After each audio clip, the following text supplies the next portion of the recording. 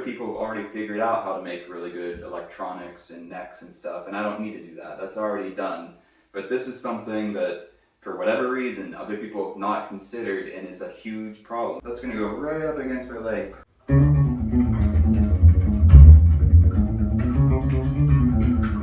This is what a bass should be. A design by a bass player for bass technique, and not just an afterthought by a guitar player.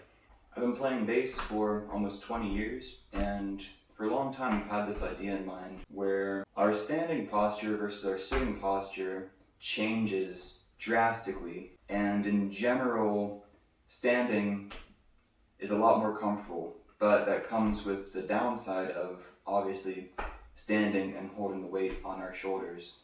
So, wow, wouldn't it be nice if we have the best of both worlds? This design is the result of me facing real issues as a player, and I've also been a music teacher for about 5 years, and I've seen a lot of common technical issues with my students, and this addresses those as well. My first thought with this, before any kind of money or financial or business side of it, is that I'm solving real problems, and it's a functional design before any kind of aesthetic or surface level kind of thing. Yeah, so here's the design, check it out.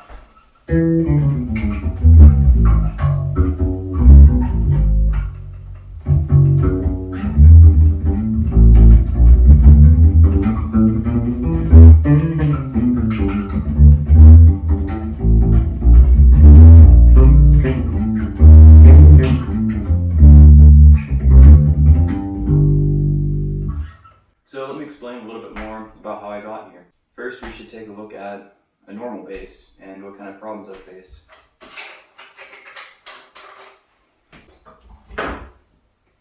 Sorry if my head is a little bit cut off in this shot, but anyway, this is the best bass that I own. It's a Warmoth. I built it from parts, very high quality bass. Plays really nicely. I've been really happy with this for a number of years. But this is going to demonstrate all the issues that a normal bass has. And it's obviously a little bit different from a Fender or whatever kind of like standard shapes you have here, but it's pretty close, right? It's close enough where it's going to not matter any kind of differences. The biggest problem with the standard bass design is the shape of the body on the bottom right here.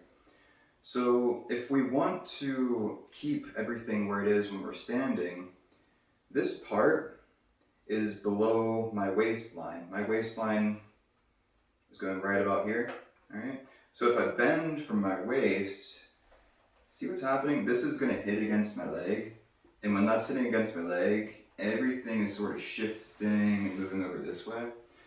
So when we sit down, this is standing, I sit down, and everything is over here, right? So this is fine. I mean, I've been playing this way for my whole life, pretty much.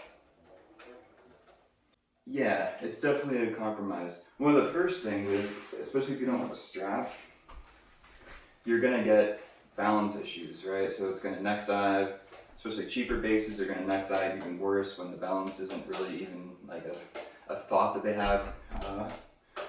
Yeah. Why can't they just cut this out so I can put it here, right?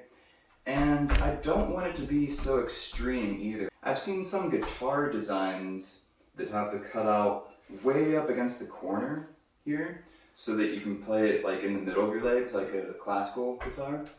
And once again, that's an afterthought of guitar. We're not playing guitar.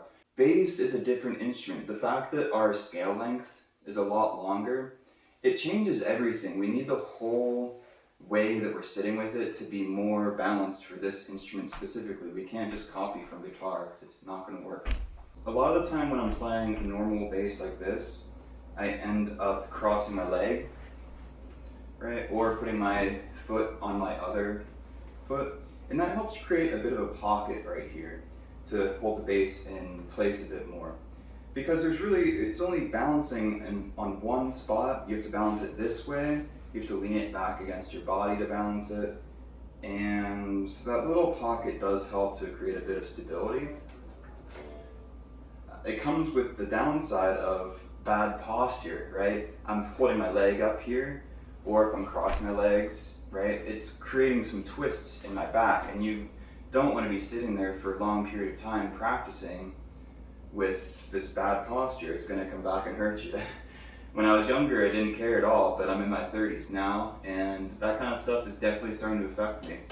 And I'll talk about the next thing that has been affecting me probably more than anything actually, which is the shape of the piece right here where our arm rests. A lot of bass players, even really good professionals, will play with a super bent wrist. Now, it makes sense if you look at the shape of the bass. We're going to rest our arm somewhere, and if we want to play with good rest stroke technique, not a pick, we need to get our wrist down over the strings like that. Alright? That's a professional looking technique. That's not like a mistake. But it's a bad way to play because we're bending our wrist really severely. And I'll try to show this maybe with like a close-up picture because I don't know if it's going to show up on the video right now. But I have a bump in my wrist from playing like that. It's right where my tendons are. Right? It's a calcium deposit. I have a student who's a doctor who assured me it's just a calcium deposit. But it's definitely from playing like that. And it's not super painful or anything, but I can definitely feel it a little bit. And it's only going to get worse over time if I keep playing with this really bent wrist, right? So I'm trying to do something to avoid that. Sometimes when I play, I end up holding my arm up here to avoid the bent wrist. But once again, that has its own downside. Now I'm holding my arm up, and that's extra tension, extra effort that I'm putting in just to sit here with my bass. And my design philosophy is to not put effort into anything just to hold it in place, right? I only want to put effort into pressing the notes down and attacking the strings. I only want to play my instrument. I don't want to have to fight it just to sit there and have it fight me back and hurt me with these tendon problems and neck dive, all this stuff. All right, so back to my design. So starting with the cutout, this is what the bass looks like. I don't even know where to start with this, okay? Let's start with the cutout. This is the before, right? You can see it's a pretty standard like P bass kind of shape. So the cutout is, right there. You get rid of that, and it's way down here now. And that's exactly the spot that I was mentioning where if you're standing, which I'll show you here, if you're standing, that cutout now, see, it can fit against my waist if I unfold everything like that. See, if I bend down, that's going to go right up against my leg perfectly, and it's not going to shift the bass over, right? Cool. So that was the very first thing that I did with this bass. Now, I'll explain this in a second. You're probably already realizing what it's for, but without it, just to demonstrate the sitting posture, I'm not going to use a strap. Okay, so without that piece, you're going to get really, really bad neck dive, even worse than a normal bass. Like, it's impossible to play. Okay, so to fix the neck dive issue, I created this piece, and this, as you can see, it's a little fold out that goes on your left leg. Creates a lot more stability. I can take my hands completely off. I can sort of move around. I don't want to move like so much, but I can move around, and the bass is pretty stable. It's not so stable that I can't adjust it. I can move it around a little bit. I can move close to myself, back a little bit, a little bit one way or the other. So I can move it around if I need to, but it's going to stay right there because it's balanced really well. So the neck dive is gone. The position is a lot closer to a standing position. The upper piece here, it's a lot taller than a normal bass, and the angle is more gradual. So you don't have this flat cutoff where you're going to rest your arm and then your wrist is straight down. Your arm is going to naturally elevate, and it's really comfortable. It's just going to sit right there. You're obviously going to still get a little bit of wrist bend, but if I'm playing on the side right here, try to show that. Alright, so that feels to me, like the same kind of proper rest stroke technique with the fingers really over the strings, but my wrist itself is a lot straighter, a little bit of bend, but that's alright. Alright, cool. I'll also mention this bass itself was an $80 bass off of Amazon, so I bought something that was just super cheap that I could cut up and not worry about. That said, it's one of the best playing basses I've ever owned at this point because of these modifications I've made to it. I mean, it still feels like an $80 bass on the neck. The action could be a little bit better, the tuners not that great, but in general it feels really, really comfortable to play. And my goal with this is to turn this into something that could be put on a good bass. Now, I'm not trying to turn this into my own bass company or something. My dream would be to sell this design, or at least just get some good company, good luthier to adopt this design and sell it and put it out there so that other people can use it. And I'd really like it to also be something that has different tiers of price so that beginners can afford it, and also there's hopefully going to be high-end instruments that have this as well. It's a really, really good practice tool. If you are going to stand with it, that's why it folds like this. So right now, there's just some Velcro holding it in place. A lot of this is still subject to change. This design is brand new. A lot of these parts have gone through maybe 10 iterations or so to get it to this point. It's still not completely solidified, but it's pretty close. So yeah, if you're standing with it, it might look something like this. Right.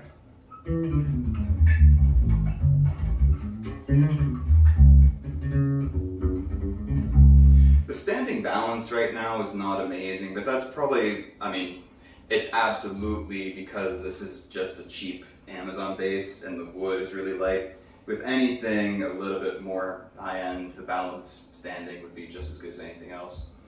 The sitting balance, I almost forgot to mention, this design works really well for cheap instruments because you have a lot more error room in the balance itself. You don't need it to be perfectly half of the weight on this side, half of the weight on this side.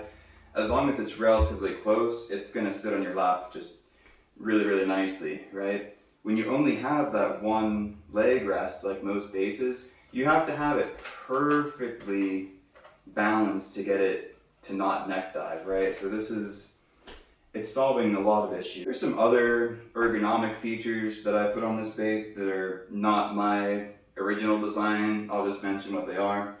So we have a thumb ramp right here, which is imitating what a pickup feels like to have your thumb rest on something, right? So that just allows you to move into different spots. There's also a slap ramp, right, which is this one. It keeps your fingers closer to the strings when you're doing slap and pop. A lot of people might play without this, but that's how I've practiced. That's how my slap technique works. I use that to keep my finger nice and close. I know people like Marcus Miller have talked about needing like a pick guard in order to play, and that's the same idea. It's just creating less space under the string. So I'll mention a couple of parts that I designed to get to this point. Like I said, the first thing was just the leg cutout. The left leg rest here has had a few iterations. So the first thing that I did with it was just connect it at one spot against the leg rest.